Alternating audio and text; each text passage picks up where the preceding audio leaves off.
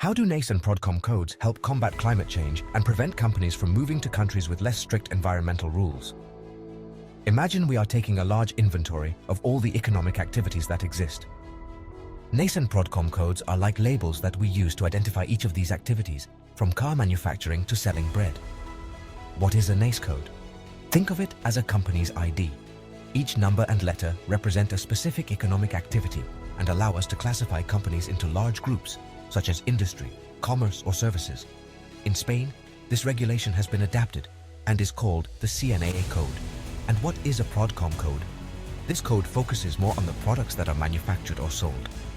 It helps us understand what kind of goods or services a company produces and how they are classified within a more detailed system. And why are they important for assessing the risk of carbon leakage?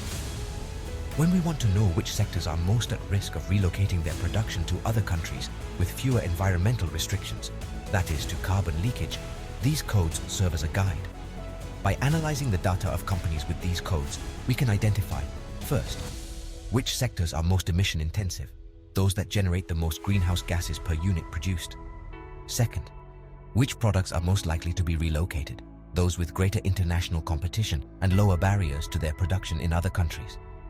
In short, NACE and Prodcom codes are fundamental tools for understanding the structure of our economy and assessing the environmental risks associated with each activity.